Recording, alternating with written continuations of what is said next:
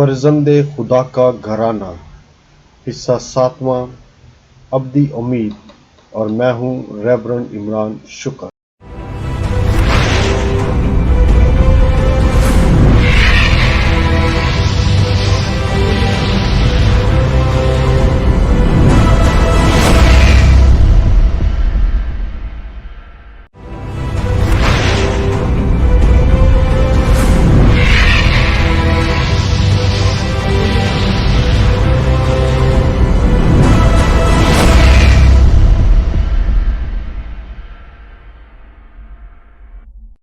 فرزند خدا کا گھرانہ، حصہ 7واں، ابدی امید، اور میں ہوں ریورنڈ عمران شکر۔ لیکن یسی کے تنا سے ایک کونپل نکلے گی اور اس کی جڑ سے ایک نونہال اگے گا، اور اس پر خداوند کی روح قرار پائے گی، یعنی حکمت اور فہم کی روح، مشاورت اور قوت کی روح، معرفت اور خداوند کے خوف کی روح۔ اشعیاء کی کتاب اس کا 11 باب اس کی پہلی 2 آیات۔ یسی داؤد کا باپ تھا۔ اشعیاء نے بار بار اس پیشن گوئی کو اپنے الفاظ میں بیان کیا کہ خداوند پھر سے اس گھرانے کو آباد اور خوشحال کرے گا اور اپنے اس عہد کو جو اس نے باندھا بحال کرے گا۔ یہ کائنات کی نئی تخلیق، نیا خروج اور نئی آزادی اور رہائی ہوگی، اور اس کے ساتھ ساتھ ایک نئی بادشاہت قائم ہوگی۔ بہرحال انبیاء کرام اسرائیل کے زوال کو روک نہ سکے۔ اسرائیل بہت بری طرح کمزور ہو گئی اور بادشاہت 2 حصوں میں تقسیم ہو گئی، جو بآسانی ہمسایہ ملکوں کے لیے شکار بن سکتے تھے۔ وہ بادشاہ اور ملک جو پہلے غیر قوموں کے لیے امن کا دروازہ تھے، اب وہ تمام اس کے دشمن بن گئے۔ شمالی مملکت جس کو اسرائیل کہا جاتا تھا، 722 BC میں اشور نے قبضہ کر کے ان کو غلام بنا لیا، اور 587 BC میں بابل نے یروشلم پر حملہ کیا اور لوگوں کو جلاوطن بنا کر بابل لے گئے اور یروشلم کو تباہ و برباد کر دیا۔ ہیکل کے تمام مقدس برتن اپنے ساتھ لے گئے، اور فاتح بادشاہ بابل نبوکدنصر نے داؤد بادشاہ کی اولاد اور نسل کو قید کر لیا اور انہیں بے دردی سے قتل کر دیا۔ داؤد بادشاہ کی موت کے بعد اس کی اپنی نسل کے اندر سے بادشاہت ہمیشہ کے لیے ختم ہو گئی، اور 500 سال تک شاہی نسب نامہ بھی بظاہر بجھ گیا۔ بظاہر یہ لگتا ہے کہ خدا اپنے عہد پر آج بھی قائم ہے جو اس نے ابراہیم اور اس کی نسل سے کیا۔ خدا ہیکل کی تعمیر اور عظیم کاہنوں کی قربانیوں کے ذریعے اسے دوبارہ بحال کرے گا، حتیٰ کہ اس عہد کو بھی پھر سے بحال کرے گا جو اس نے آدم اور اس کی نسل سے کیا تھا۔ ابدی امید۔ انبیاء اکرام کی پیشن گوئیوں نے اس وعدہ کو پورا کیا۔ تاریخ اس بات کی گواہ ہے کہ کس طرح ناتان نبی کی پیشن گوئیاں غیر مشروط ضامن کے طور پر سامنے آئیں۔ 6 صدی کے درمیانی دور میں جب بابل کی سلطنت فارس کی غلام بن گئی، تو فارس کے بادشاہ نے یہودیوں کو اسیری سے یروشلم میں واپس جانے کی اجازت دے دی۔ وہ لوگ جو بابل کی اسیری سے واپس یروشلم آئے، انہوں نے دوبارہ ہیکل سلیمانی کی تعمیر شروع کی، جو اس بات کی یاد تازہ کرتی ہے کہ کس طرح بنی اسرائیل قوم خدا کے فضل اور برکت سے دور ہو گئے تھے اور انہیں خوشحال زندگی کو چھوڑ کر بابل کی اسیری میں جانا پڑا۔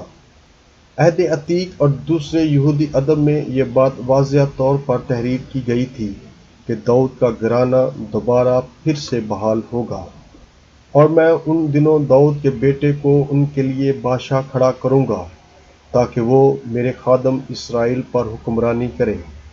وہ سب مقدس قوم ہوں گے اور ان کا بادشاہ مسیح یعنی مسیح خداوند ہوگا۔ بہرحال مردہ کے صحیفے اس بات کی شہادت دیتے ہیں کہ داؤد کے گھرانے کی شاخ پھوٹے گی۔ صہیون کے آخری دنوں میں جیسا کہ لکھا ہے، میں داؤد کے گھرانے کا خیمہ پھر سے کھڑا کروں گا۔ ہم یہ کہہ سکتے ہیں کہ داؤد کے گھرانے کا گرا ہوا خیمہ پھر سے کھڑا ہوگا اور اسرائیل کو بحال کرے گا۔ اس روز میں داؤد کے گرے ہوئے مسکن کو دوبارہ کھڑا کروں گا اور اس کے رخنوں کو بند کر دوں گا اور اس کے کھنڈر کی مرمت کروں گا اور پہلے کی طرح اسے تعمیر کروں گا۔ ایموس نبی کی کتاب اس کا 9 باب اس کی 11ویں آیت۔ اور خداوند یہودا کے خیموں کو پہلے بچائے گا تاکہ داؤد کا گھرانہ اور یروشلم کے باشندے یہودا کے خلاف فخر نہ کریں۔ زکریا نبی کی کتاب اس کا 12 باب اس کی 7ویں آیت۔ اس روز داؤد کے گھرانے اور یروشلم کے باشندوں کے لیے خطا اور ناپاکی دھونے کو ایک چشمہ پھوٹ نکلے گا۔ زکریا نبی کی کتاب اس کا 13 باب اس کی پہلی آیت۔ ان تمام باتوں کی تکمیل بظاہر مشکل نظر آ رہی تھی کیونکہ اسیری کی تھکن ہیکل سلیمانی اور یروشلم کھنڈر اور ویران ہو چکا تھا۔ داؤد کا خیمہ اکھاڑ دیا گیا تھا، یسی کا تنا کاٹ دیا گیا تھا، باوجود اس کے کہ ابدی امید نے استحکام حاصل کیا۔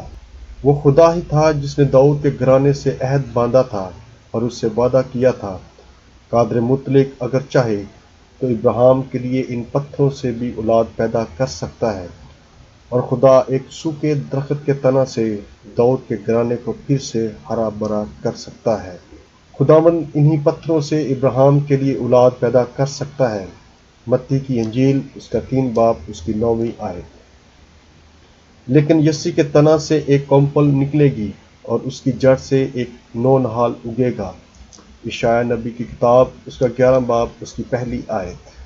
القادر جس نے عہد باندھا اسی نے اس کائنات کو پیدا کیا، اور وہ پھر سے آدم کی اولاد کو دنیا کے تمام کونوں سے اکٹھا کر سکتا ہے تاکہ وہ ابراہیم اور داؤد کے بیٹے مسیح خداوند سے برکت حاصل کر سکیں۔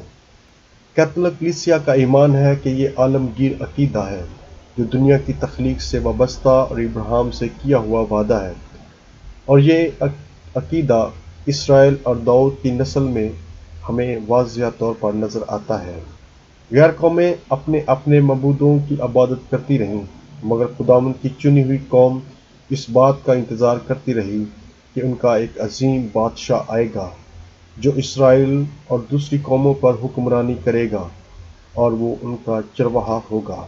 اور میں ان کے لیے ایک ہی چوپان مقرر کروں گا جو انہیں چرائے گا، یعنی اپنے بندے داؤد کو جو ان کا چوپان ہوگا۔